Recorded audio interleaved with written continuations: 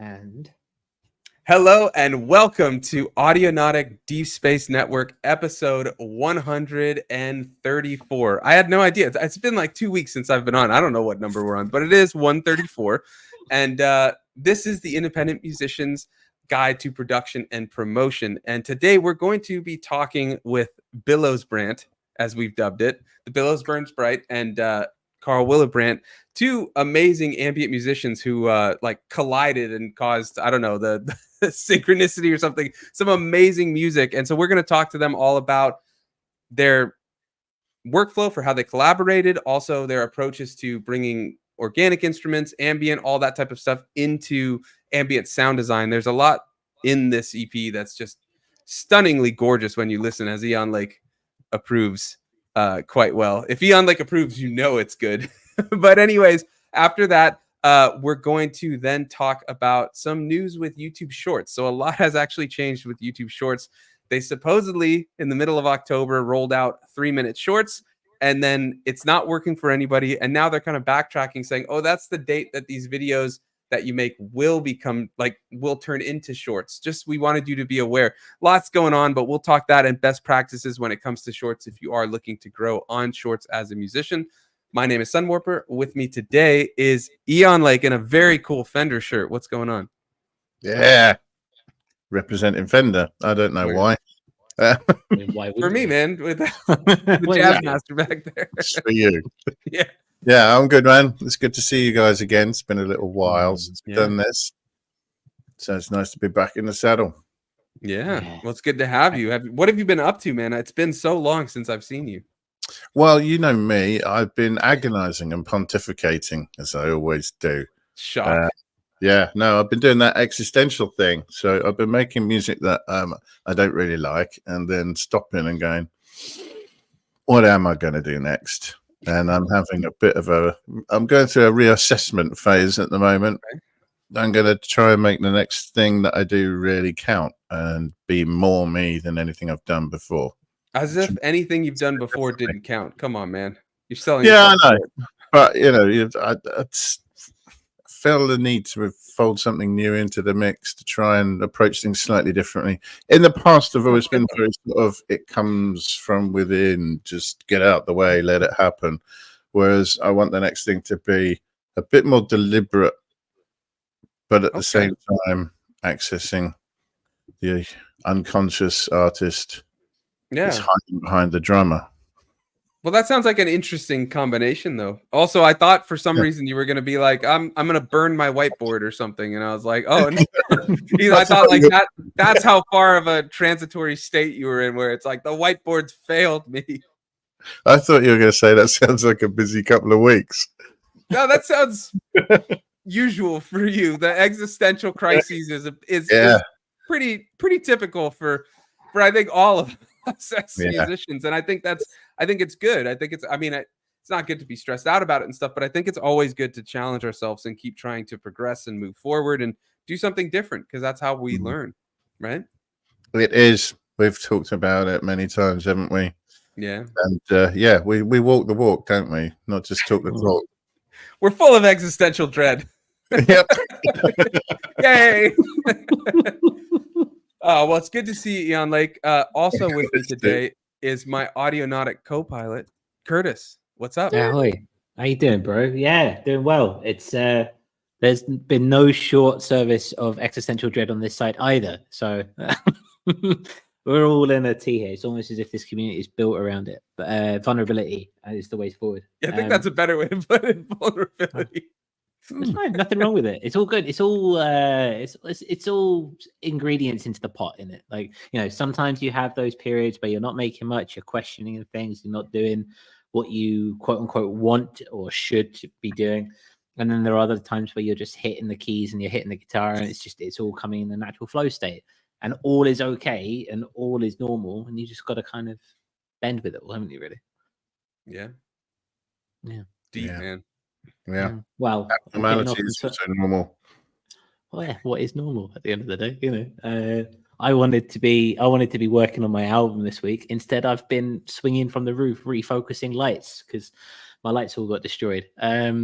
but you kind of just have to do what you want to do, don't you? You have to kind of do what you want to do. So, but it's good. It's Reliving your good. chimp past, though. Say it again. Reliving your chimp past, though. So, you know. Something like that. Past, present, and future. For Ancestral memories surging as you swing from the lights. Exactly. Much to the disapproval of the HR department. But yeah. So you could say health and safety. No, what can they do? Meant to be wearing a harness, and I was like, "You don't have harnesses on Brudonia. What are you talking about, bro?" I hope you at least had a green bib on. Just put a hard hat on or something. But yeah, it's been good. It's been nice. I haven't done anything of what I wanted to do, but that's okay. You can't, as what was it? Mick Jagger and Bowie said, you don't always get what you want, but sometimes you get what you need. And I've needed to learn and relearn how to refocus lights. So that's what we're on. What about you, Samorpa? What you been up to? Well, I had jury duty for like a week, so that was fun. If fun is great. Not fun, but yeah. So that's why I wasn't there the 1 week, and then we all weren't there for the week after because I was still in jury duty. But yeah, so life's been very busy because that takes up like pretty much. It's like basically working, and they're like, yeah, you know, like hardships or anything. It was annoying, but it was an interesting case. It was interesting to see kind of like the whole process, but it just took a lot of time. And yeah, so to your point of like not getting to do much, I haven't had. If I wasn't in jury duty, I was like dealing with Luca. So I finally got to kind of get back to it. And I just had this just piling on to-do list. And I was like, oh my God. And so I've just been trying to take little bits of it and put it into each day to like get it done. And then I was listening to a podcast. I think it was from Tim Ferriss. He was talking about like productivity when things are crazy or something. And he talked about in like one of his worst times, what he would do when he had like no time for anything for himself. He would take, I forgot, he had like some witty way of calling it like make before you do or whatever, but he would take like 20 minutes in the morning and just like create. So he'd write or do something like that. So I've been doing that with the little Arturia, what is it, Mini Lab keyboard, which I hate those little 25 keys. They're super useful. They're amazing, but to perform on it is just like I like big, open, you know, 2-hand chords. Like you need 3 or 4 of them. Yeah, get some in the bass line and all that stuff. And it's just like, can't do it, but it gets to creating, and then you kind of feel like you've done something in the day that's like one for you, but also just like you exercise that creative muscle, fired those neurons and stuff. And so it like feels a bit better as the day goes on when you're like, God, I just have so many things to do that like aren't what I want to do, but it's like, well, I got to create this morning. So that's what I've done. Then yesterday I got to live stream, and that was a lot of fun doing. I sampled guitar into the SP and P6, and it was a good time. Well, there we go. All growth and getting in those little pieces of production in this chaotic world. Micro moments, man. Micro moments. Yeah, I always talk about that. You saved us all there. Otherwise, this was going to have to be rebranded the Not Producing Much podcast. The Downer podcast. Don't worry, I got you covered. I was gone. I had to make up for it this week. I want to quickly say hello to those of us in the chat. We've got Sleeping State. Says Audionautic time has a 70-minute hour. It is a variable hour for sure. It's flexible. It's a flexible hour. Let's put it that way. Smiling Ears is there. Says live. Yes, we are indeed live. Welcome. Good to see you. We've also got one of our patrons, Shady Ridge. What's going on, Shady? How are you? With that, though, I think we should get into Billowsbrant. We should. I mean, we haven't done much production this week, but these guys definitely have. So over the course of 3 years, maybe they've got more of a voice to say on this podcast than we do this week. Yeah, Do we want to play a little bit of this song first to show everyone kind of what the beauty they can create, or do we want to bring them in right away and then get to that? How do you guys want to go about it? Beauty. Okay. Beauty. We'll play this first. So this is we're gonna just play a little bit from the first track of there, so you can kind of get a taste of what the album is. I mean, basically really lush, gorgeous ambient with some really interesting instrumentation. So we'll play a little bit of this, and then we'll bring them in. They've been patiently sitting in the green room, and they'll come in and talk. And I just want to say, too, Billows was on the first couple of ADSNs way back before ADSN had its full kind of like structure and all that. He was one of the OGs in there. So it's going to be really cool having him back. 134 or 132 episodes later or whatever. So let me play this. You guys hearing it? Yeah. That's all that matters.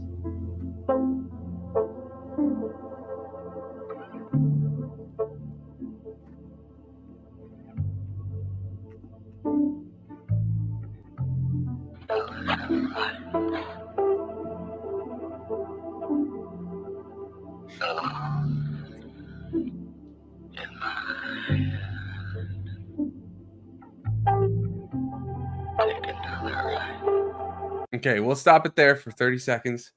Yeah, really interesting, right? I mean, just beautiful. And then we've got Billows there doing some vocals, which I just find so fascinating. So, anything you want to say before we bring them in? Bring them in. Let's talk as a forum. All right, as a forum, look at you. All right, I'm gonna bring in. We'll start with Billows B, and then we'll bring in Willebrant next, one at a time, to say hello. Daniel, what's going on? How are you? Hey guys, I'm doing all right. How y'all doing today? It's good to see you, man. Same. Actually good. We're better after listening to that little bit. I just want to keep listening though, but that's all right. We can talk about it. Thank you. And, all right, I'm gonna bring. Oh, go ahead, Daniel. Sorry. Oh no, yeah, no, it's. It was crazy to me. You said, yeah, he was here like at the start, like 100 episodes ago, and I'm like, wow, holy crap! We're at 134. So that's why I just guessed at 132 ago, because I think you were in the first couple, maybe even after that. Yeah, isn't that crazy? I know that is, hats off to you guys. That's a great deal of commitment right there, and like it's always been such a fun watch too. Like Oh, thanks, man. Yeah, We've missed you though. It's really good to have you here. Yeah, I was like, we're always like, where is Billows? Even someone on the Discord, one of our patrons was like, we were like, do you have questions for Billowsbrant? And they were like, where is Billows? But here he is. I made it. All right, let's bring in Carl next. Carl, what's going on? Hey guys, how are you going? Good, man. How are you? Yeah, good, really good. Yeah. I really like this Billows brand. It works well. Okay, I mean, just to be fair, Billows, Burns, Bright, and Willebrant is quite a mouthful, so you need to condense it. So Billowsbrant, Willows burn Willows burn bright. Yeah, that can work too. That's a mouthful. Yeah. It's a super group right there. It's a super So I actually think, Curtis, regarding our questions, maybe you should start with the one you've got. I think that's a better start of it. Okay, let's do this then. So just for context, for those who have not who've just tuned in or this is the first time tuning in, this is Willebrant and this is the Billowsbrant Bright. They released a collaborative EP on Audionautic Records a week ago. It's now out everywhere. It's on Bandcamp, which is the best place to go. The link is in the chat and it's also in the description. But it's also out on all streamers, Spotify, Tidal, Apple Music, even on Pandora, because we're cool like that. It's a good place to be. It's a fantastic ambient EP and we have them here. So not only do we have two giants of the ambient world, they've come together to create this EP. And so we want to kind of dissect it. So we will start with the whole aspect of the collaborative process. So gentlemen, what was the genesis of this collaboration? How did it come to be? Where did it come from? And how did you guys do it? Let's start with Daniel, because you look like you've got quite a lot there. I saw that. It's not as much as you would think, actually. I believe it was. You were eager, though. I saw that. I believe Carl. We were talking about this before we went live. It was some time ago. It was about we'll just say a couple years, 2 or 3 years. It was a couple years ago, and I believe Carl. You messaged me, didn't you? You was like, hey, we could whip something up. Here's a couple tracks, and I certainly reached out to you. It was a while ago, and it's almost such a time ago that it's hard to remember. Same. At this point, it feels like we've just been working together. Like I can't remember a time where we weren't at this point. You know what I mean? Yeah. Yeah.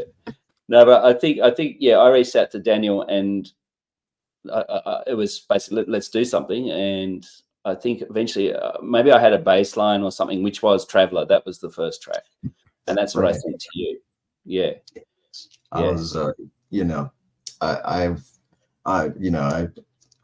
sure you may know this, but I've been a big fan of like your music for like, you know, again, since before I can remember. Like, you're like legitimately one of my favorite musicians on the planet.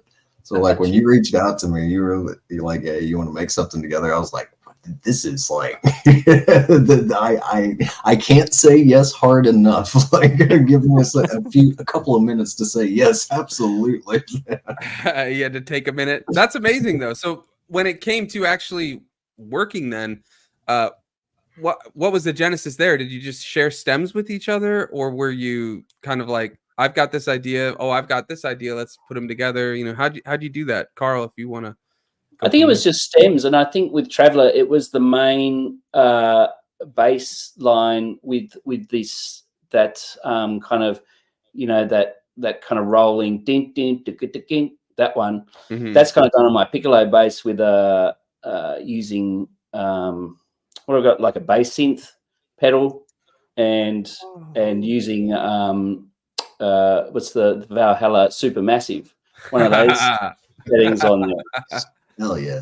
But I think I just started that with the piccolo line, that piccolo bass line, and then put the bass line to that, and then I set that to Daniel. And I really had no preconceptions of like what we'd do together, but I was just like, oh, this kind of sounds cool. And it wasn't kind of the general kind of ambient droney stuff I was doing, and what Daniel sent back after that, he'd put lyrics on, and I was like, wow, this is cool. Right? Yeah. And that was one of the reasons I reached out to Daniel, because I really loved his previous work as well, and I found it very interesting. So I was like, I'd really love to see what happens here. Absolutely. Amen. Yeah, you know, that was like it was crazy. Like, you know, other than like putting some lyrics to it, like I did not like do a lot with Traveler, because like what you sent me, I listened to it, I was like, honestly, my first thought was like, okay, let's not like ruin this. You know what I mean? Like, let's just you know, this is incredible all by itself, and I'm just gonna like try to like just when we look, totally. When we look at the files, you'll see it's pretty minimal, really. But we're really like, you also did something you did some kind of synth stuff throughout as well after lyrics, and that's like awesome. Oh, thank you. Yeah, we spoke about this before the show too. I would love to show it to you, but like you know, file management is not my strong suit. But yeah, a lot of that's really just like just remixes of stems you sent me and things like I kind of wrote and just like just kind of messed with, and it was an incredibly fun experience. Like as far as collaborations have gone, I've had a few in the past that didn't necessarily like result in a release, but like the collaboration I've had with Carl here was like just a fantastic experience. Like that is the you know, I wish it could be like that every time. Yeah, I get that. I get that. So it sounds like the at least for Traveler, the first song, it was kind of like adding subtleties, right, Daniel? Like Willebrant sent you this idea, and then you just less is more almost. You put vocals, and then you just did some tweaking and things like that. Does that sum it up? Is that kind of the approach for the whole EP, that Carl, you'd kind of be the genesis, and then you'd send it over, and Daniel, you'd just do tweaking and like vocals and voices and stuff? That was excuse me. That was a very much like it was like I believe every track on there except for Destination began with Carl, him sending me like stems and stuff like you said, and I very much had that mindset of like, you know, less is more, just go in there, just try to accentuate, you know, like because I worried about, because you've heard some of my work, I can get like we'll call it a big sound if you will, and it's like the last thing I wanted to do was like because I feel that Carl's music is, the beauty of it really lies in like some of the subtleties and like, just like almost like an airiness, and it was my primary concern to not damage that, and I feel like I did a decent job with it. You did a good job. Very much so, to say the least. So when it comes to so if for the majority, I'm interested to come back to Destination because that seems to be the outlier. But I'm curious if we're taking this from the relative kind of like the low end of the bass, which Carl, you have a bit of a name for in that regard. I mean, you do have your bass sitting there behind you, and if people don't know, Willebrant is a class act ambient man who wields the 4-string, sometimes the 5-string, but nothing else. It's great.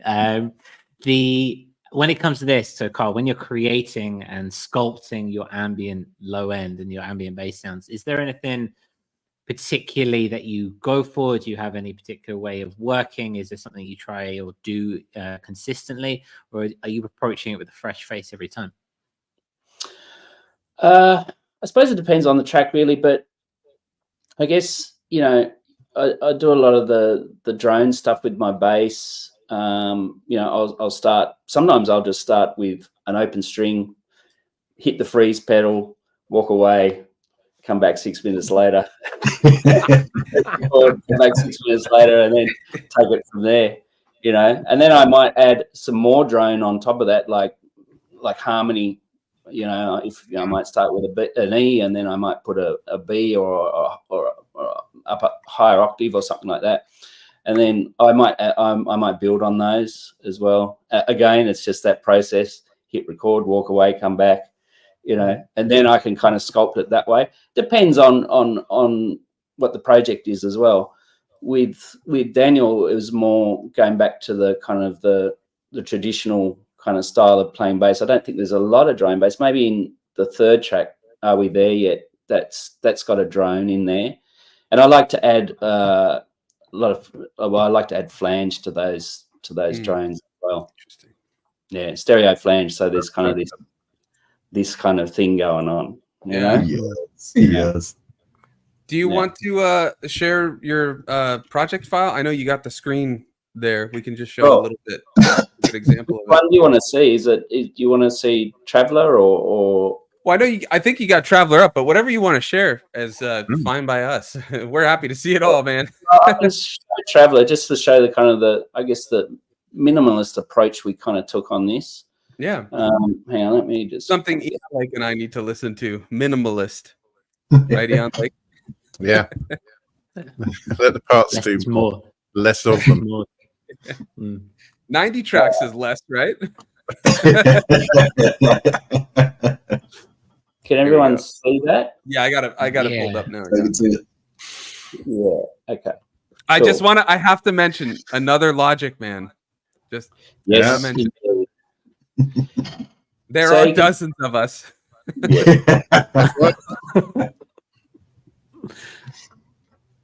So I guess you can see that the first couple of tracks here. I'm not very good at naming my tracks either. These are just the plugins. I get that. But this top track is the piccolo line, which I started with. Then I got the bass line on the second track there, and then underneath that, I think I have. This was a long time ago too, so I'm not even sure what I've done. But there's a bit of a drone going on here on the third track, I believe. Looks like it. Yeah. So that's obviously done with the bass and just kind of I've let kind of drone away for. And what effects do you add on that when you do those drones? So I've just used some of the stock plugins, I think, for this one. What have I got? Yeah. Oh, and I put a bit of Valhalla on it as well. There you go. Classic. Spread it out. A man of the people here. Got Valhalla everywhere. One of us. And then we've got other tracks. Oh, this might have been the stereo track that Billows sent back. And then I've added a couple of things. I've added another synth pad here with Labs. All right. Is the automation just volume? Yeah. Yeah, that's just volume. I do a lot of automating. Yeah, volume automation. I do a lot of that with my tracks as well. Sometimes it's really nice just to sculpt the sound, you know. Yeah. And then we. I just want to ask one thing, Carl, real quick. Are you Yeah. playing to a click or a BPM, or do you just, because like we talked with Stillhead, another amazing ambient artist, one of our patrons, and he doesn't play typically to a BPM. He just kind of like ad libs, you know, a part, and then he just builds on top of it, like just what's the not arrhythmic? There's that term for tracks without a BPM. I'm forgetting, but anyways, do you do that, or are you playing to like 70 BPM? I see you got set there. No, I might have set it to that. I probably set it to that, but I did play. It's with that piccolo line that that's what set up the beat for me. And then I played bass to after that. And you can probably see, and I'll just go back here. You can probably see I've adjusted a few notes in the bass line just to bring it all into line, you know, because I probably waited a little bit. I feel that. Yeah. Okay. And then what have we got? Some vocals down here. Sorry, Curtis. No. You go. You're more important than me right now. I just got a comment. It's fine. You go ahead, man. Yeah. And then we've got Daniel's vocals down here, and you can see I've just bumped some of the volumes or brought it down a little bit. And I don't know if I put any effects. Oh yeah, bit of dirty tape, bit of compressor. Yeah, dirty tape. Nice. Love a bit of dirty tape. I think you got me onto the dirty tape Sunwarper ages ago. It was free. I remember a couple years ago, right? Yeah. I still use that. That and Mellowfy were both free at one time, and they get a lot of usage.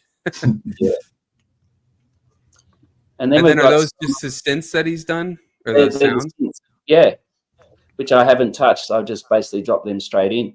Nice. Okay. Very nice. It's really interesting to see, you know, in this world of plugins and effects chains, how minimal this is, and how, like you say, it's more about the sculpting of the sounds as they are, and bringing in the old school notions of just amplification, essentially, and where things are piano or forte, etc., and just you mellowing, putting them in and out within each other, like proper minimal in that. Right? That's beautiful. Yeah. Cheers. Yeah, we got. Go ahead, Carl. Sorry. No, I was just going to say I can show some of the other tracks, especially like Destination or something like that. There's a lot of automation going on there, especially the vocals and stuff. Yeah, let's do that. Before we go to that, though, I got a question. Well, we have a question from the chat. Smiling Air says, when writing as a duo, was there any piece where you had different visions that you had to navigate or, compensate for or something? Or did they take turns? Did they take it in turns to add, change what the other did? I definitely, that's kind of the crazy thing. Like there was like, it was just kind of like, send me something. I kind of do something with that, send it right back to them. It all came from just like kind of building up from one spot. Nice. And we never really, I don't believe we ever had any like other versions of these songs. You know what I mean? There weren't any other mixes that we like, argued over, like, no, I want this, no, I want this. Like it wasn't like that at all. It was just like purely iterative, I suppose you could say. Yeah, pretty much. It was short answer, no. There you go. Well, do you think that was because you didn't have any preconceived ideas about what it would be? You were just sort of following a process or exploring? Very much so. Yeah, it was. I think Traveller set the narrative for the rest of the. And I think each track, even we started with Traveller, we did Transit next, we did Are We There Yet third, or maybe that was second. I don't know, but I'm not sure. Yeah, it's kind of like. The continuarity of the album is basically what it is, So that's how we kind of wrote it. Yeah, so I think it's an interesting. Firstly, there's an interesting notion of the work of collaborative work, and if anyone watching either live or on back, whether that be on YouTube or if that be on Spotify. Hi, by the way, it's nice to see you. If you're thinking about getting into collaboration, I think that's a really interesting point that brought up, this idea of not having preconceived ideas of what it will be or where it's going to go. I think we've all had these collaborative experiences, shall we say, where there have been negotiations, so to speak, for want of a better phrase. It's a bit cold, but you know what I mean, about kind of where things are going on, the direction of the album itself, and that usually comes from a preconceived expectation, usually based around marketability of something. And it's the best laid plans are the ones where you just go in and see what happens and build a relationship first and foremost, as opposed to a piece of work, if that makes sense. I feel that. For me, the encouraging thing is the fact that you can have a fruitful collaboration. That everyone's expectation is that you meet someone and say, "Hey, collab, bro," and they're like, "Yeah," and then you know, next 10 minutes later, there's a chart-topping single out. It's nice to know that it can be a much slower burn, you know. Absolutely. Because I've never said to anyone ever that I'd like to collaborate with them that I didn't want to, ever. So, you know, there've been a few that didn't happen, but it isn't because I didn't want to. And I find it really encouraging that, you know, this wasn't something that just happened overnight. It was something that took a while, and that can happen too. Absolutely. You know, I think that's one reason like it worked so well for us, because like, you know, obviously it took some time, and like, you know, life gets busy and all that stuff, and so we would have like very long periods where we wouldn't like really be in contact that much. But like it didn't matter though, because you know, at any given point, you know, you might look in your messages and be like, "Hey, I made something else, but yeah, let's mess with this." You know, there's just always like that through line, like, and I appreciated that myself, just like the a long-term dedication to it. You know what I mean? And like, I think it. We worked very well together like that. It was a good experience. That's awesome. And Willebrant, do you want to share that the other project file real quick? Sure.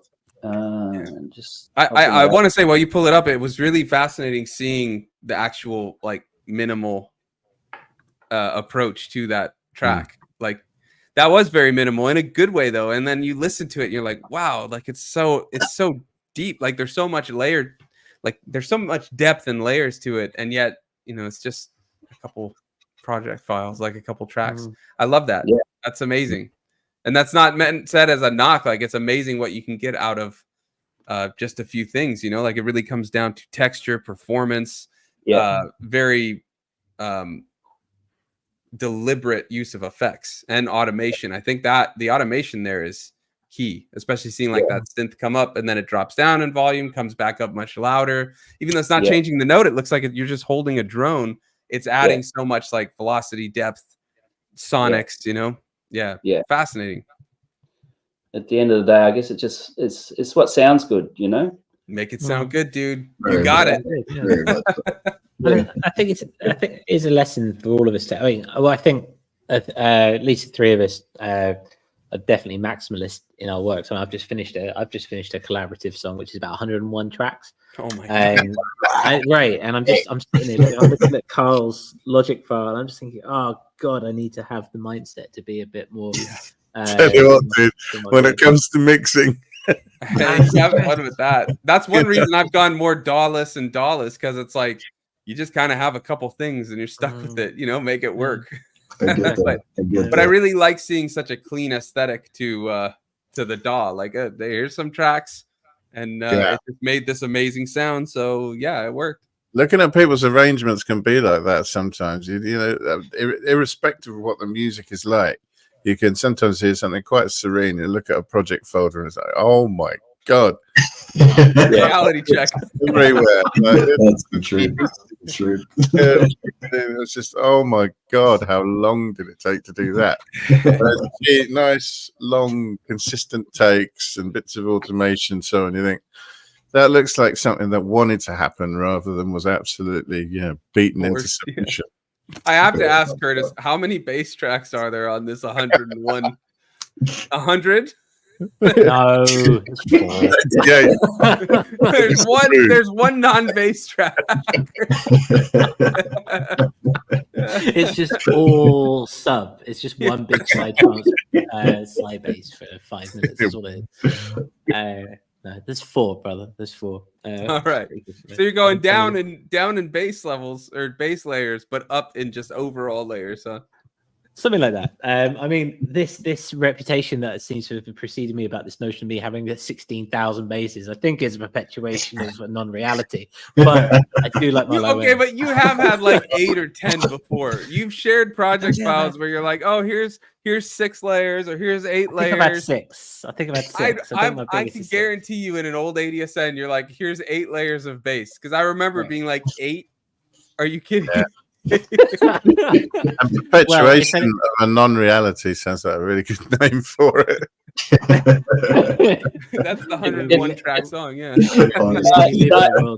Did I ask what are those 8 basses?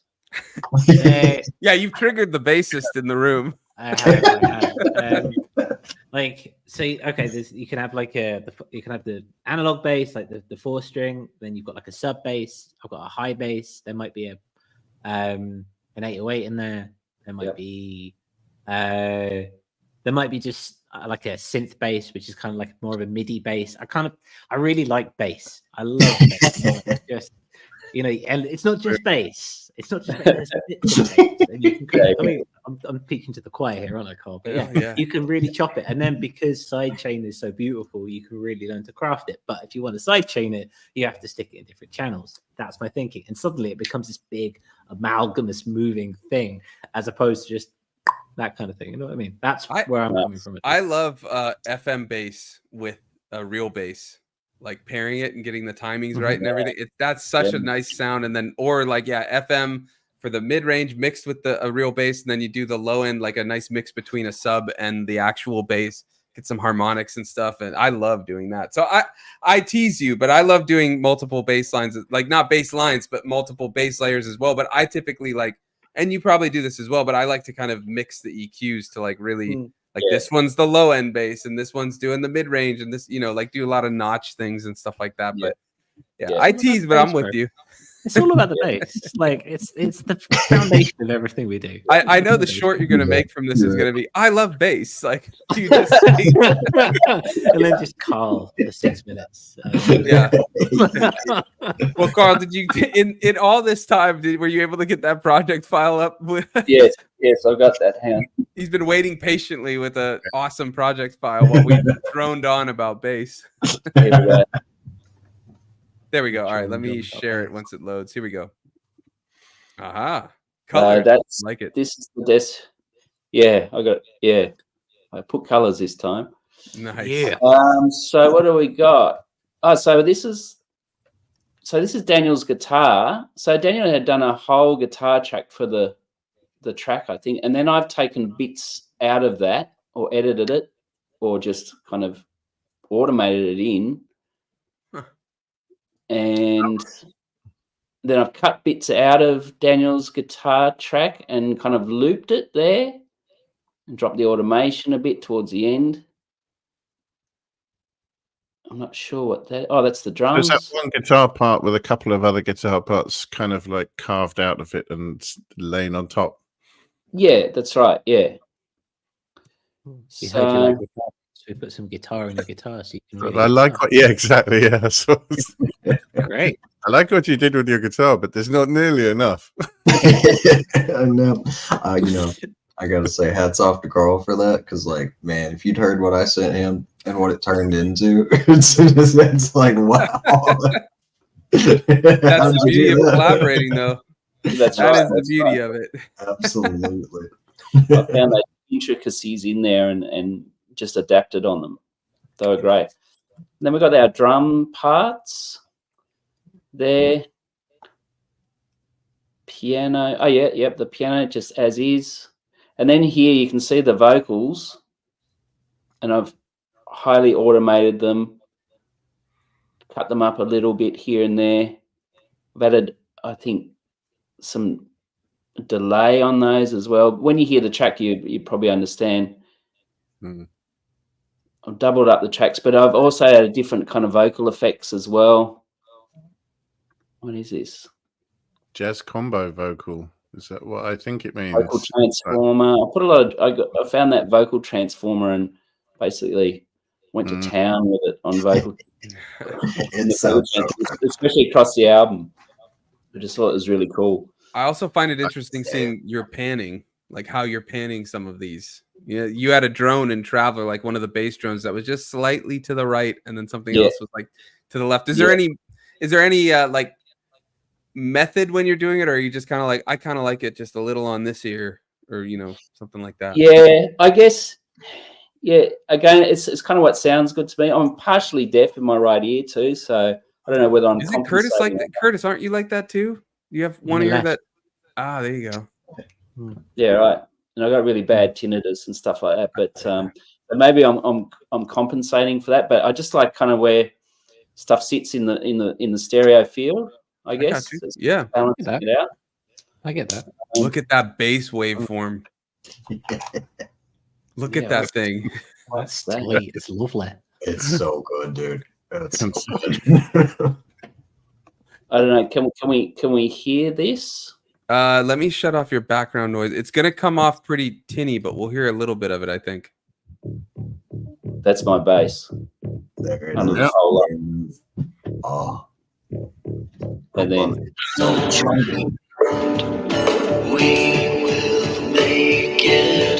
can you hear that at all? Yeah. So again, I kept this really simple. I kind of took this out of the book of Billy Goode from Faith No More and that song Midlife Crisis. I don't know if you know that at all. Love it. Very nice. Writing, you know the one, Dion Lake. Yeah. Absolutely. Oh yeah. So that was my kind of vibe on that. And then yeah. So there's my auxiliary. I guess that's just my buses there. And at the end here, I've just put a little pop bass in. Just to end the song. It's like a loud. There it is. Nice. Play it one more time. Yeah, one more time.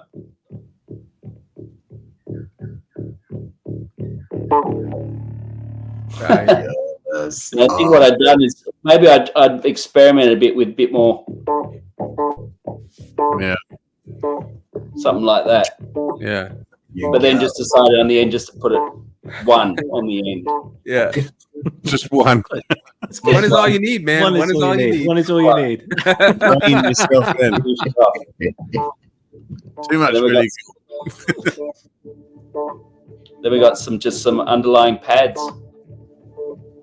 Oh, fantastic. Again, just bringing them in very slowly. Can we hear that guitar too? I want to hear the guitar solo, if you don't mind. Sure. If Daniel's all right. Oh, absolutely. This is where it kind of comes in here.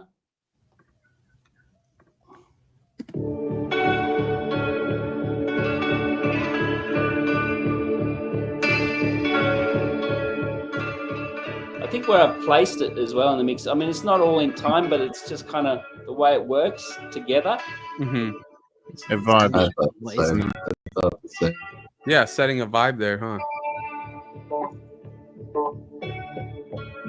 And then panned it to the right there. Overall. I'll just pull that bass out. You're always here for me. I'm always there for you. And these are all the vocals. Can you see it? Can you see it? Our destination has come into sight. Do you hear it? Do you hear it? Oh, There's those kind of delays. That vocal effect is very cool. Yeah, the delay's beautiful on it too. Was it like An a amazing job on that, Daniel, by the way, with the singing. Yeah, man. Thank you. Really I good. appreciate that. That was yes, like I'm not like a total stranger to like vocals, but like it's still like one of my less explored areas, you know.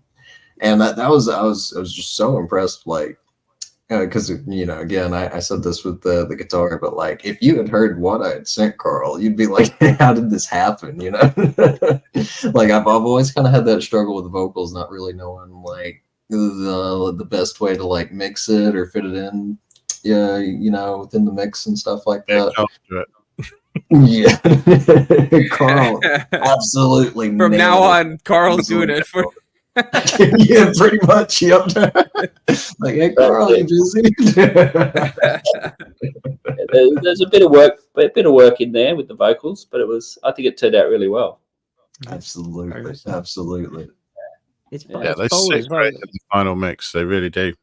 Yeah. It's a bold thing to do in that sense. Like we often talk about moving. There are several in the community who have experimented with vocals and are thinking about bringing vocals in. And it's, you know, it's a big leap from making something on a synthesizer or a guitar, making instrumental music, and then taking it one step further. You might see it a lot in more, you know, mainstream or traditional kind of genres, but it's less seen in our world, you know. And we've had some people dicing with it, and you know, there's always people coming through, but it's an EP very much wrapped around a story and wrapped around the traveler who, you know, is manifested through Billows' vocals in that regard, and it's wonderful just to kind of see that come and to go that full circle. If that makes sense, it feels whole and it feels complete. Yeah, I feel that. Yeah. I feel that. That's kind of, at least with the lyric writing, at the very least, that's definitely like something I kind of had in mind. Like, I mean, you know, to be honest, a lot of it was just like stream of consciousness kind of stuff, you know, but like it was almost because, you know, it's like you said, like trying to like fit vocals into what you consider to be like primarily like ambient music, you know, you kind of have to think about that a little bit. It's like, how am I going to do this in a way that it makes sense, you know? So I at the very least tried to capture that with the lyrics themselves. So just kind of putting out specific vagaries, if you will. I'm not sure if that makes sense.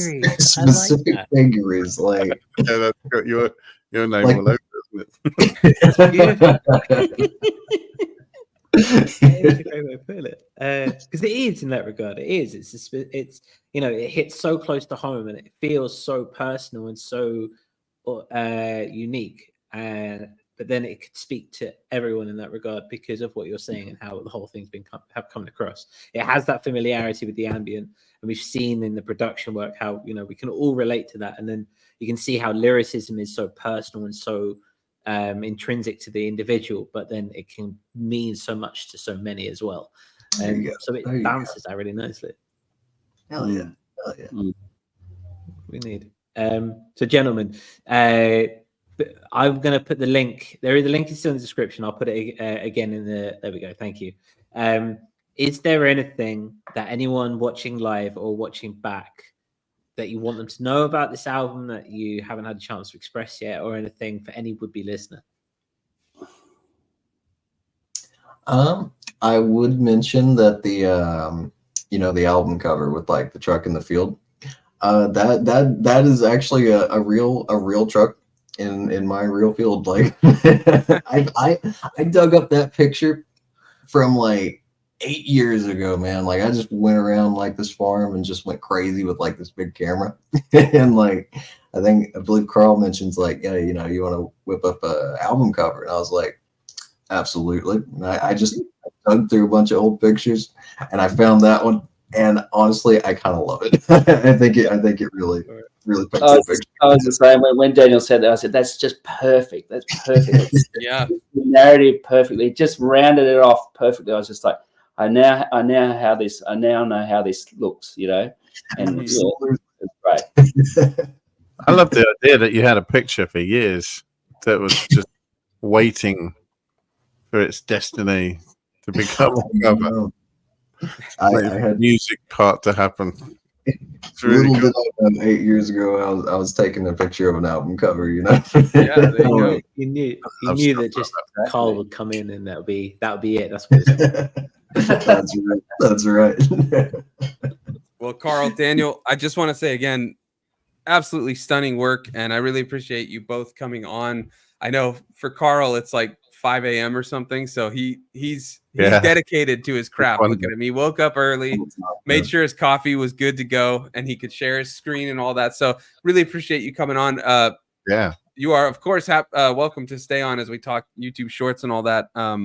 But I really do appreciate you coming on. And if anybody has questions after this airs, throw them in our Discord. And Curtis can tell us more about the Discord.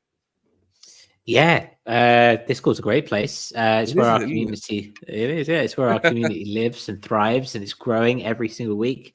Yeah, come down if you're into this. If this is where you're at, if you're into sharing screens and into project files and working out how production works, And automation. And automation, that is the place to be. It's beautiful. And how It's the other such a- side lives. Exactly.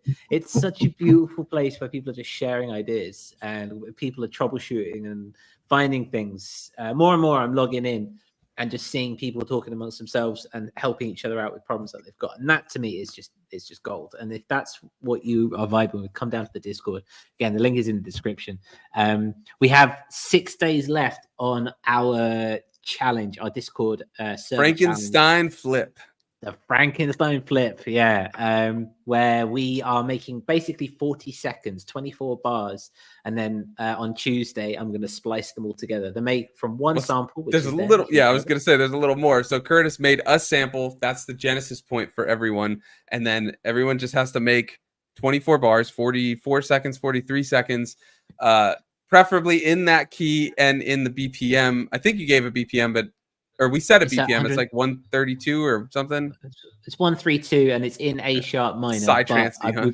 We've also said you don't really have to. No, yeah, you don't have to. It might be nice to, because the end goal here is Curtis is going to take, as they're submitted, he's going to take that and create a track with fades between like the first two or the last two and the first two bars of, you know, the previous and the next song. So the idea is, hence the Frankenstein flip. We're putting all these together to create a track. And we'll have a listening party this coming Wednesday. So not today, obviously, but the next Wednesday at 10 a.m. Pacific. So an hour earlier than ADSN. So Willebrant, I don't know if you can make that one at, 4 a.m. or something. But he'll be there in spirit. He'll be there in spirit. But it's a lot of fun. We hang out, we listen, we talk a lot. And it's really to just kind of get out of our comfort zones, try to create something in a deadline, and just see what we can make, and then come together as a group and build each other up, give feedback. You know, it's not criticism. We're not here to do judgment. We're here to all learn from each other and grow. And that's the goal of these. And even like, if you don't finish the idea, we still encourage you post whatever you've got, just to kind of like I didn't finish my last one and I still posted it. It was nowhere near done, but I got a lot of really good feedback, like where I could take it, whether, you know, what I was working on was even worth it, which, spoiler alert, it was, and I am going to finish it. But it was it's good. It helps to kind of you know, to grow together. We grow, we always say. So that's the goal here. So check the Discord. Curtis set up the description, but I'm assuming the Discord link is in there. If it's not, we'll put it in. And then it will also be in the show notes on Apple and Spotify. But yeah, so the submission deadline is Tuesday, because Curtis has to take the time to put everything together, do the fades and all that. And then the listening party is Wednesday at 10 a.m. Pacific. It's going to be fun. It's going to be good. And it's right in time for Halloween as well. So it'll be great. Yeah, we thought it was too perfect with the Frankenstein flip the day before Halloween or whatever. Like, we have to do it. Let's do it. Yeah.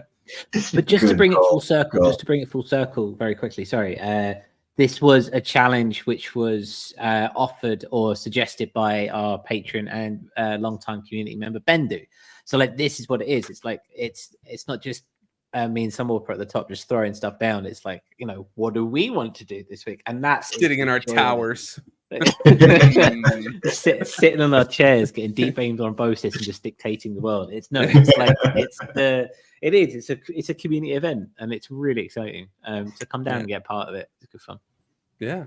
Yeah. And also, I do want to quickly mention that our project Homebrew, which is our crowdfunding project for getting physicals back in order after all of the physical issues that happened with distributors, basically international shipping. The distributors who were doing the physicals just said, we're not doing international anymore. And shipping prices, if they were to come to me to then ship, were just like, are ridiculous. And we don't want to put that on our fans and our customers and our members. So we're doing this project Homebrew where we're going to get all of the printing materials to create the physicals ourselves, basically become wholly independent, and we're almost halfway to the goal. There's really no end date to this. We're hoping to get it up for next year. But if you do want to help support, head to the Patreon or the PayPal that's in the description if you want to make a one-time donation. But we're almost halfway there. So we're getting there. We're very excited because we really want to do physicals. We love doing physicals. We've done them since our genesis, like with remixes, with additional things and all that. And we want to get back to that. And so, yeah, if you like that kind of stuff and want stuff like Billowsbrant on physical with remixes and all that, because we'd love to do that for sure, head to Project Homebrew. It helps a ton. And yeah, anything else that I missed there, Curtis? No, just I really, really, really want to start printing CDs from my desk over there. So like, So that's selfish. I really want to do it. Like, I just want to make some really nice like CDs and merchandise and just craft it out. There's properly. something special though, right? Because like we do all the design, right?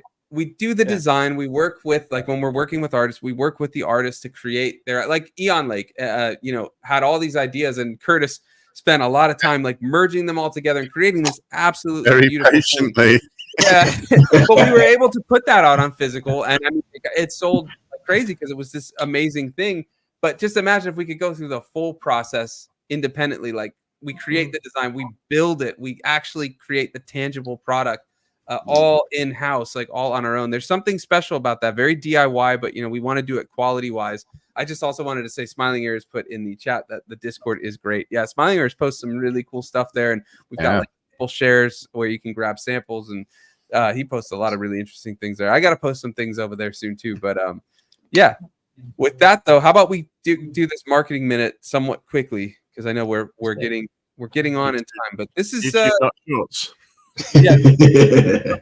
Let's be sure about shorts. So this is interesting. Curtis, would you be able to share that image from the what's it called? The drive, the docket. Yeah, give me a sec. Let me put it on. Yeah, so I'll talk a little bit about what's going on. So yeah, I don't know what's up with the formatting. I just need to be able to see that the text that you moved. We can do that. Maybe do that. cut it while you figure out the format there, so I can read. Basically, what happened was a week or two ago, there's a creator page, a channel on YouTube that's by YouTube called like YouTube Creators, where each week they talk about things that are new, changing, anything like that for YouTube as a platform, things creators should know, things about ad revenue changes and all that type of stuff. And they broke that, shorts are now going to be up to 3 minutes long, because for the longest time since shorts began, it was up to a minute, and then anything over that would become a long form video. And it's been a bit of a contentious point, because some people want longer shorts and others want to keep it at a minute. And you have things like competition like TikTok and Instagram with longer vertical videos and things like that. And so people who post on all those kind of want parity, but then there's the idea like, well, it's meant to be shorts, the retention, like you're just kind of scrolling or whatever. So YouTube finally announced, we're doing 3 minutes, up to 3 minutes. And the rollout has been just a complete disaster. Basically nothing, you can't post anything over a minute still. So originally they announced in this video, hey, shorts on October 15th, if you post a vertical or square video that's over a minute and under 3 minutes, it will now be a short. But a couple of caveats, they are beholden to copyright strikes, which normal shorts are not, which is a very weird little thing. But as of now, October 23rd, nobody has been able to post a short over a minute long. And so then this creator studio posted another video this week saying, we want to clarify, we just told you that date, October 15th, is for your notification that if you post a vertical or square under 3 minutes long, as of that date or after, it will convert to a short in the next few months. Oh. And so all these people like it. I mean, I'd have to get into kind of the nitty gritty of the algorithm, but basically, Shorts algorithm and normal long form content are very different in algorithm. And if you're posting a short, like something intended for a short, and it posts as a long form, it's going to screw up your actual long form content, like in terms of getting to the algorithm. But I think Curtis has been able to get this picture up. So let me share this. So YouTube Liaison, I think that's Renee. I'm blanking on the last name, but I believe he works for YouTube. So he posted some clarifications on October 15th, actually. So you can start uploading 3-minute shorts now. They won't show up as shorts right away. 3-minute shorts should start showing up as shorts across every part of YouTube. Lots of systems need updating. And it may also take a while for the recommendations algorithm to learn how to balance short shorts versus long shorts. So don't expect any early mover over serving. I'm going to get into that in a second, but I believe Willebrant has got to go, it looks like. No worries, Willebrant. If you got to bounce, just go ahead. Thanks so much for coming on, and hopefully see you soon. Thanks, guys. Great to see you all. It was really, really good time. Same, man. Same, man. Awesome. Thanks, everyone. Ciao. Be happy. Yeah. Cheers. See you, man. Ciao, ciao. Yeah. Okay, if you could share that again, and I'll get back to it. There we go. Okay, so back to this. So I want to get back to that last one that I mentioned. So it may also take a while for the recommendations algorithm to learn how to balance short shorts versus long shorts in individual feeds.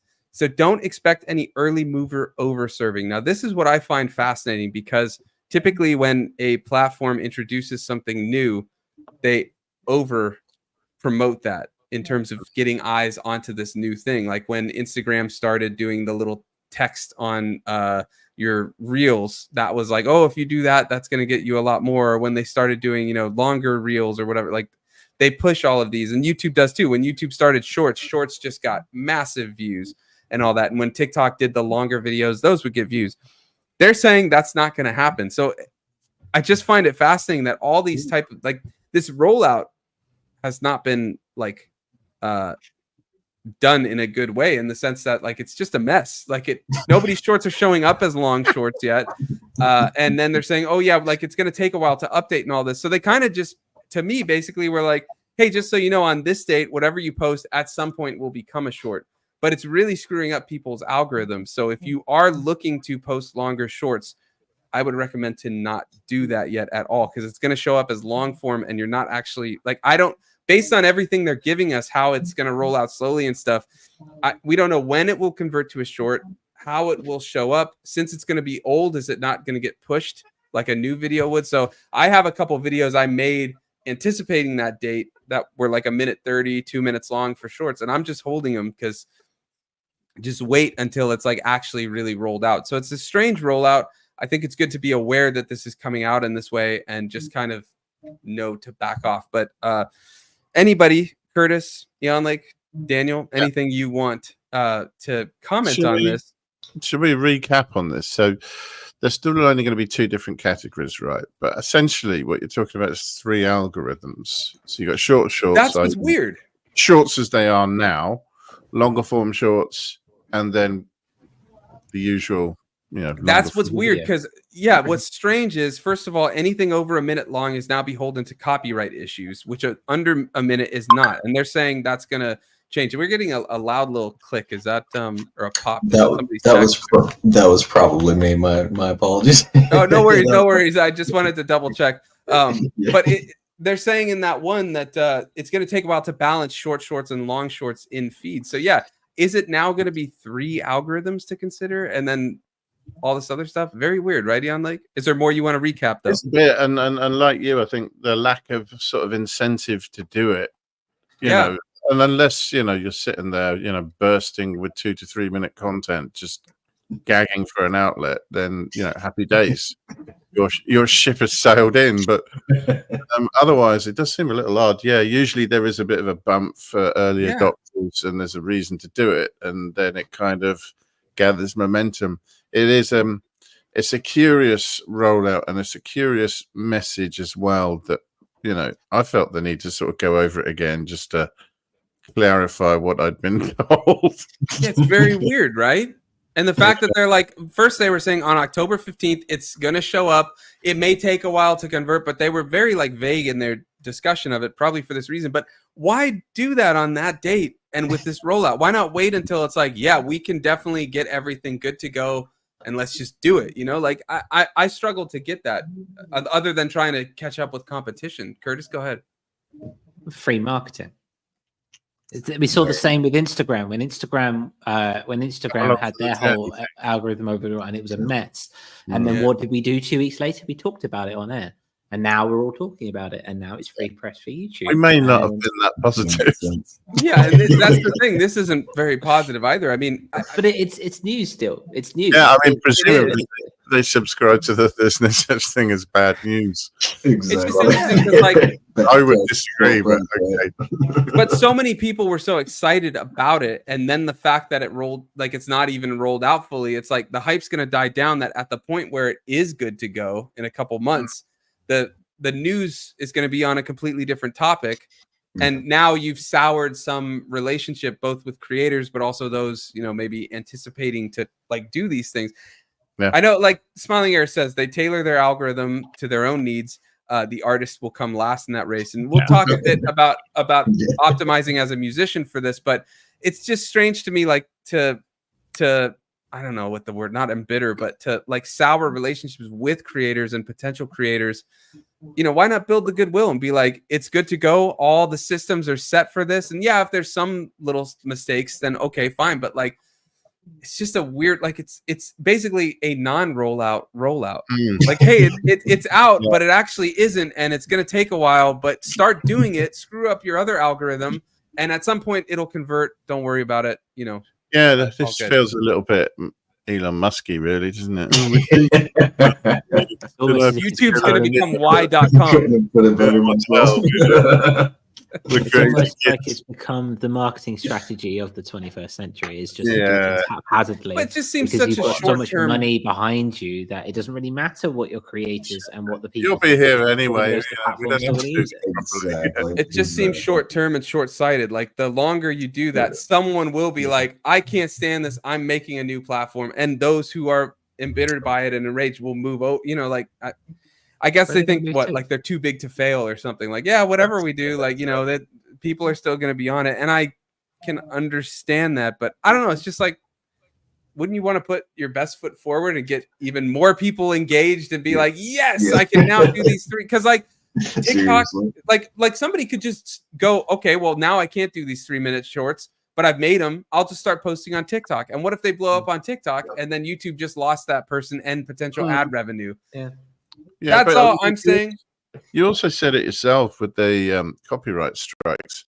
Greater exposure to potential of copyright strikes. That let's not kid around. I mean, 3 of those and you're done, right? I mean, you're literally done without appeal.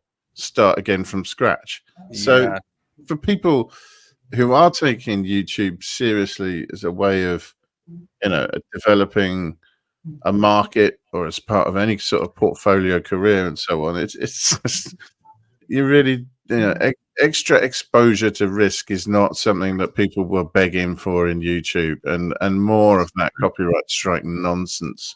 I'm so curious about that though. Why is the 1 minute mark this delineation between that? Don't know. Strange. I mean, maybe it's arbitrary. Maybe there's a reason. Maybe it isn't.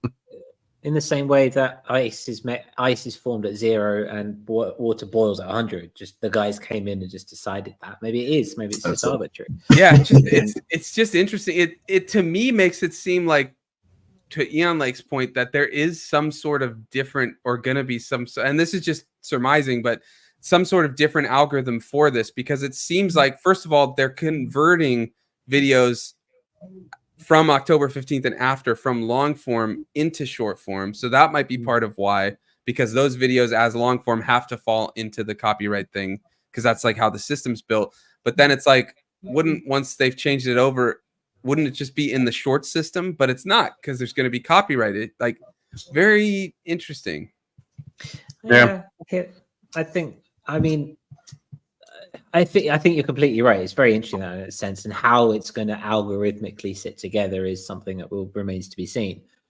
I suppose to branch from what you're saying, which is all very fair, is this also now, is this a swing in the other direction? The pendulum has been going to shorter content for at least 5 years now. Are our attention spans growing? Yeah.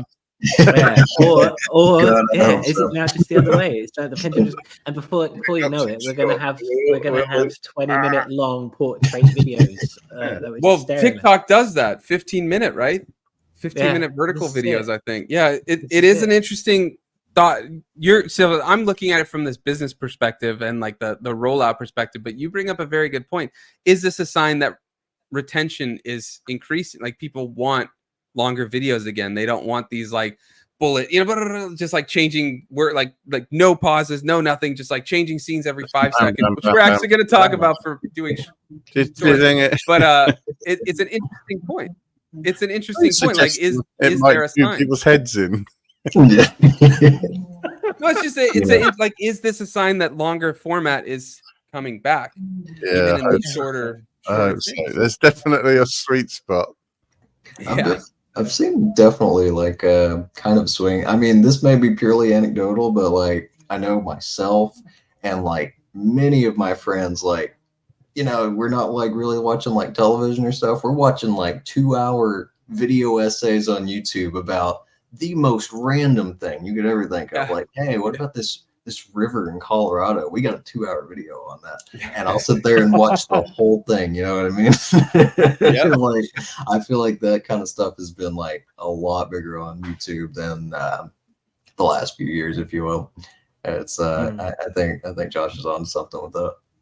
I wonder. I mean, I'd love to watch a 2-hour documentary about some river in Colorado. So if you want to send that my way, that'd be beautiful.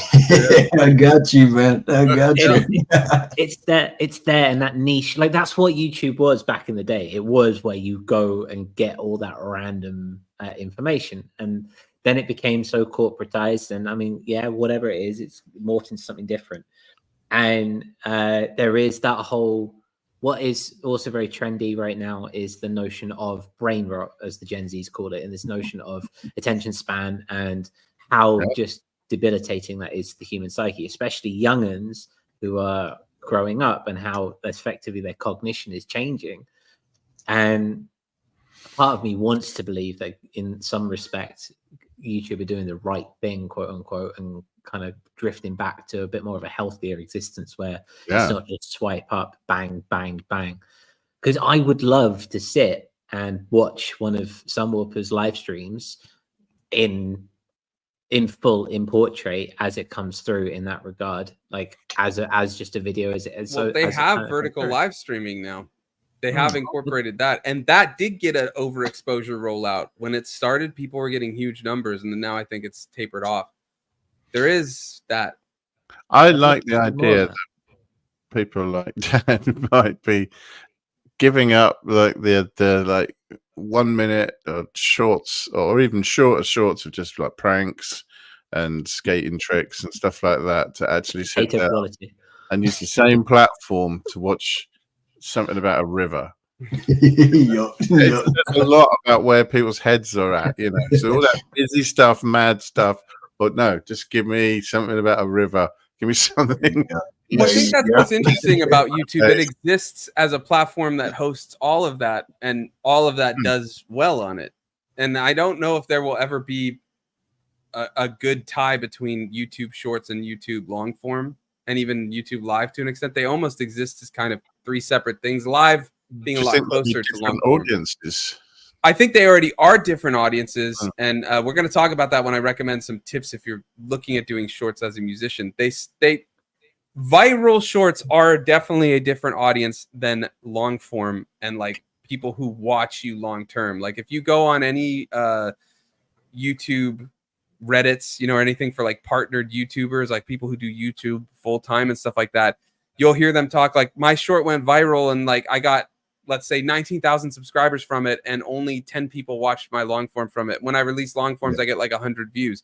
They're very different. But if you do very catered to shorts that are in your, like, let's say, niche, whatever have you, that aren't meant to go viral, but are meant to just kind of be for the user base as like bite-sized clips of your normal content, I think there is parity between, or at least some cross interaction between those two. But YouTube has like, you know, like the like you watch, I see a lot of YouTube cooking, like people that do cooking or like food reviews and stuff, and their shorts go crazy, right? And they're making shorts like crazy because short ad revenue is terrible. So you have to do it like daily to get anything, and you have to try to hit that algorithmic feed and get huge. But when you watch their long form content, it's like, let's say they have 200,000 subscribers, like 200, 300,000 subscribers. They got like 1,000, 2,000 long form views. So it's like people go there for their short form and they don't convert to the long form. So there can be different audiences. Anything anybody wants to say before we get into some tips for if you want to do shorts or capitalize on these longer shorts once they take shape? Curtis, anything you want to add? No, besides saying hi to the cat cam. Time. He always comes in at the end of the show. Right on time. Right on time. Proverbially, always put with this disapproving back to us. No, I just want to hear your tips, bro. Just give us your tips. All right. Okay. So if you are considering doing shorts, and I'm talking kind of in general, but as a musician specifically, you definitely want to consider the format. So the way YouTube shorts work, if you watch shorts, I would say like analyze shorts. They are meant to be bite-sized, right? They're, as of now, they're a minute, or let's say up to 3 minutes. Now that doesn't mean you have to do like the, what is it, you know, ADD or whatever, like just constant changing of stuff and all that. But you want to consider the format as you're trying to tell a story. You're trying to tell a story in 1 minute. And so you have to think about that. It's not meant to be like some casual like IG story where you're like, my release is out. Like, let's say you want to promote your release. I wouldn't recommend just like popping up a music video of it and being like out today, because that's not going to go anywhere because you're not telling a story with it. If you wanted to do something like that, it could be something like you talking to the camera and explaining like either the production process or, you know, something that you've done, or like just you being like, hey, this is out, here's the story behind it, and interstitching the music, maybe performance clips of you playing those parts, something like that, but you're telling a story. And then a couple of kind of structural tips I would give is to do some sort of zoom in or zoom out for the first like 1 to 3 seconds. That movement, especially as someone scrolls, stops the scrolling. Now, if you don't feel comfortable with these things, these aren't like, you know, ways to hack the system, but they are ways to get the eye to stay, because the whole goal here on shorts is either hit the shorts feed or that shorts it's not scroll, but like the when you're on YouTube, there's a little like little bit where you can see shorts. You want people to click it and you want them to stay on it, because the way shorts work, their whole thing is retention rate. So if you want people watching 60, 70, 80, 90% of your short, if not going further. So you want to have an engaging start, and then you would want to change the scene, camera angle, or like if we're making cuts from ADSN, the way that I would recommend is like zoom in for a second, and then after 2 to 3 seconds, switch from one aspect ratio. Like let's say it's focusing on me holding the P6 and demoing the P6. So it's going to be a shot of me on the top and then the P6 like as the second shelf. Then it would switch to, let's say, just the P6 in the full screen. So you've just changed the camera angle, even though you didn't really have a camera angle. You're just changing aspect ratio, but it keeps the eye on it. And then the last thing, speaking of retention rate, loop the outro to the intro. So like for me, when I'm doing music video type things, I have like a 2-second bit of the jam that we're going to make in the short. And then the main short where I'm talking, working through, like creating the idea. And then the last bit is the part just before what would be the intros jam. So like if there's a jam, let's say bar 2 is where I have the intro of the short, bar 1 would be the outro of the short. So it loops. And so you're bringing it back. But if you're doing something with talking, maybe having something, you know, I don't like doing this one. It's almost kind of misleading. But when you do something like, and then the intro is like, here's how to do this. Like that's actually a good loop. It's kind of shady, but that is technically, when it comes to the shorts format, that is actually a very good way of looping. And because you want 110% retention rate, right? Because that's what YouTube is going to catch as, oh, this is working. We're going to keep showing this to more people.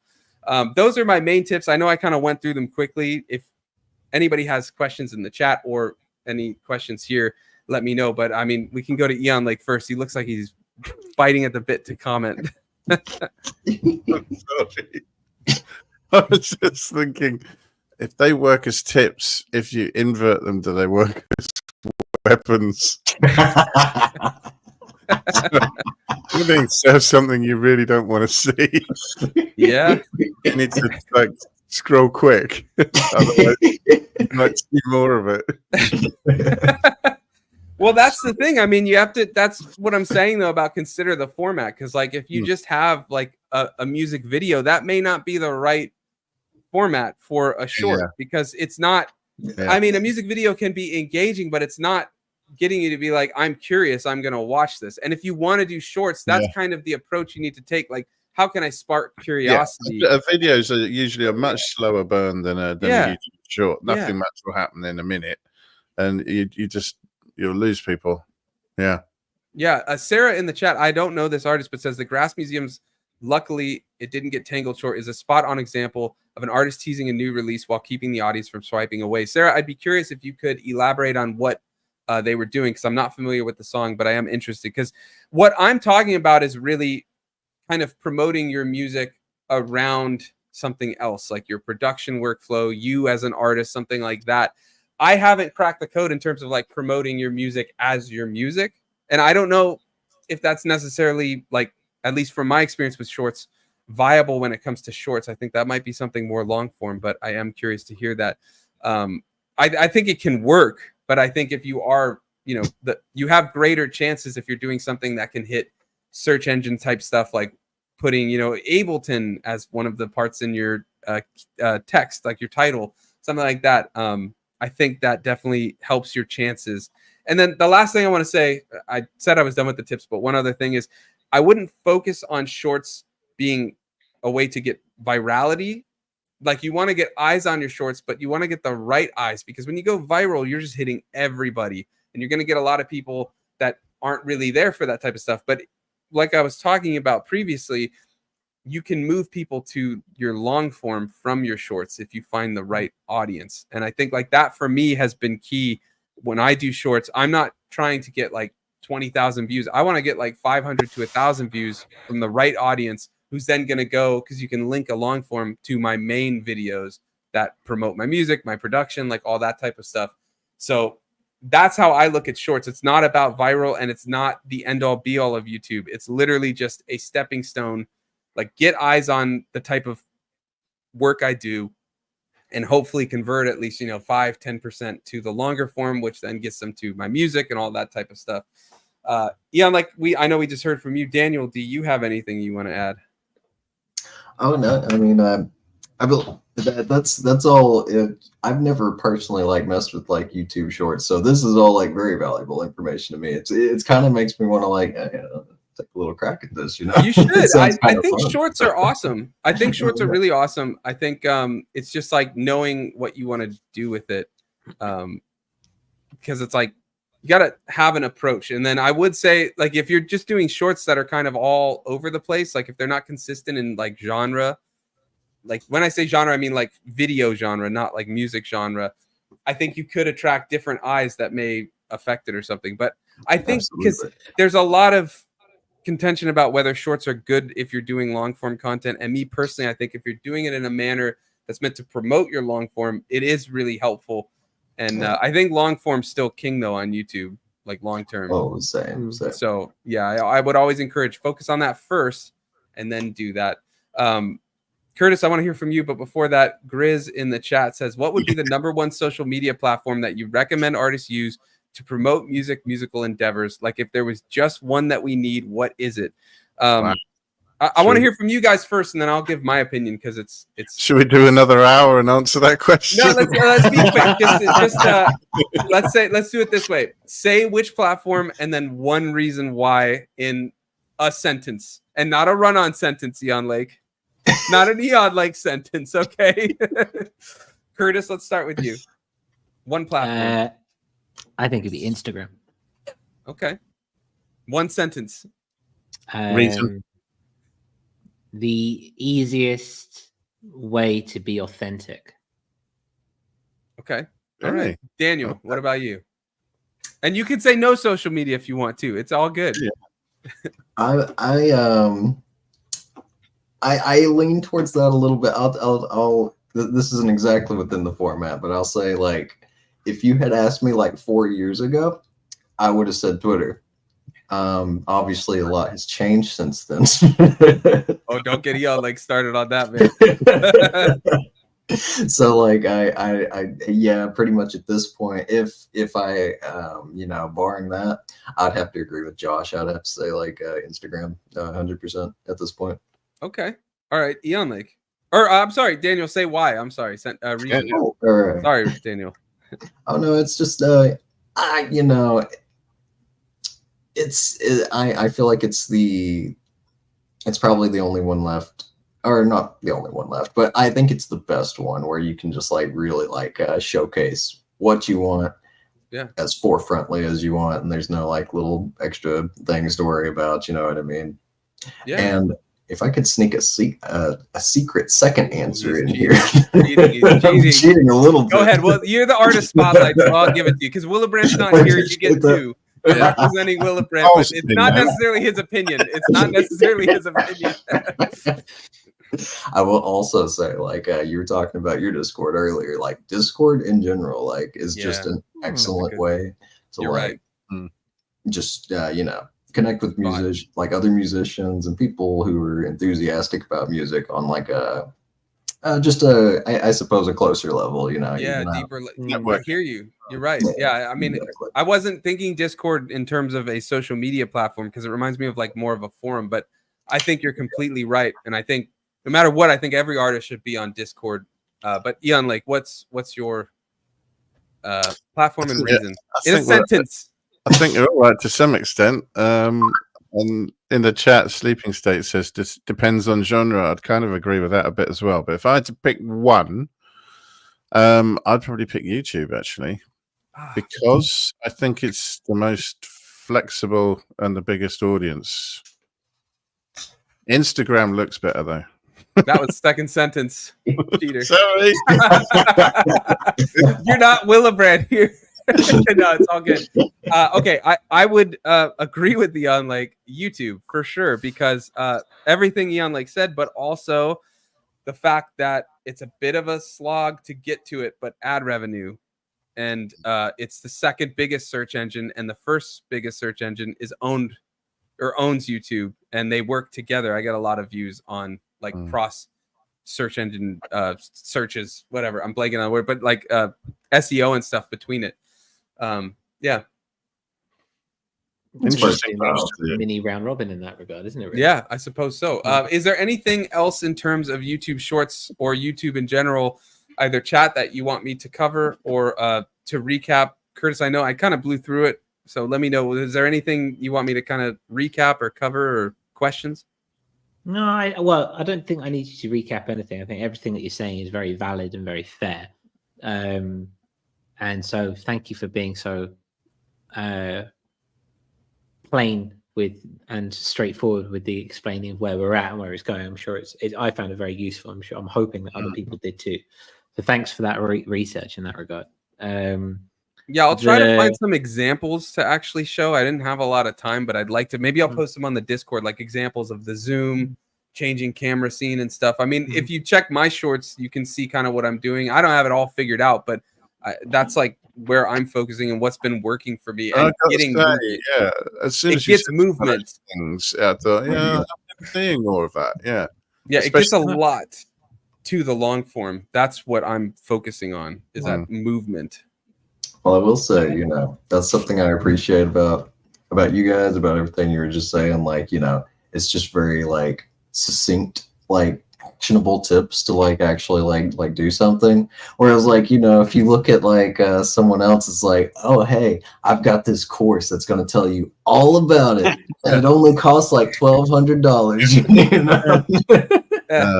We better launch the course next week now, guys. Yeah. We'll hold off a little bit. Dang it, Daniel. That was a big announcement at the end of the show right there. Can I just give one last little thing about if you're thinking about YouTube Shorts, monetization for YouTube Shorts is ridiculously low. That's the other reason I'll always say that long form and live stream is the goal to like get from like, that's why I think, like I was saying, you see so many YouTube shorts, people making shorts every single day, because one, the algorithm's very fickle.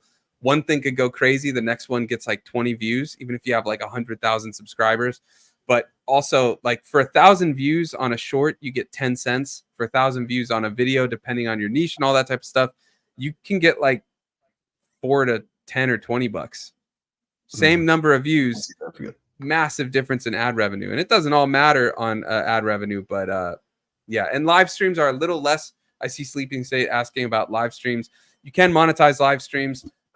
While live, they don't do super well, but the back end, like as people watch and stuff, they can, because YouTube's really weird with how it processes a video. Like, it takes a minute and stuff. But yeah, the RPM, the revenue per mil, which is revenue per 1,000 views, is typically less, I find, at least on a live stream compared to a long form video. But it's a lot closer to a long form video than the shorts, which is like, you know, just abysmal. So yeah, I think we'll see a lot of these big shorts creators being like, I'm switching to long form soon, or trying to push more long form, because dude, trying to make a short every single day is not sustainable. Even just making a long form video every week is not really sustainable. And I think that's a different conversation. But yeah. Makes sense. Maybe that's another reason for them going more long form. It's just because it is unsustainable, and you're seeing that, you know, it's pushing. But they said the ads are going to be the same, the payouts. That's the other weird thing. So if you do a 3-minute short, it's the same payout. So 3 minutes with 1,000 views for 10 cents, 1 minute for 1,000 views for 10 cents. You know, much more work to make a 3-minute video. The word exploitation jumps to mind. Yeah, it just doesn't seem like they thought it all through. You know, like, it's not. I think they have thought it through. I think that's true. Maybe they have, but well, their rollout hasn't been thought. Yeah, that bit. Yeah. I don't know. I think, again, it just comes to this notion, isn't it? Like, if you think about business cycles and you think about how a business is run, and you know, every quarter, every half year, you know, every financial year, there's got to be something new coming through. There's got to be a change. There's got to be something dynamic coming through. And eventually there was ironically, this was in a short I was watching that just popped up on my feed the other day. Massive companies don't have thousands of people who have great big ideas. You know, in a huge corporation, you might only have a handful, 5, 6, 7 people who are really dynamic and are really on the ball. And so eventually a massive corporation just keeps churning out changes for the sake of changes, because it has to run that way. Yeah, and maybe that's where we're at here. This is awesome. A complete deviation from anything to do with music marketing, but well, it's good to know the platforms and why these things exist and why change happens. So yeah. I think it can't. I maintain. I think personally, I think it comes down to authenticity, which is why I chose Instagram. Like, if I think the best marketing in that regard is just to be authentic, and I think just to be yourself and just to kind of come through in these ways. Like, your live streams do so well. Yes, you've got all these chops, and yes, you've got you play with these methods of retention, sure.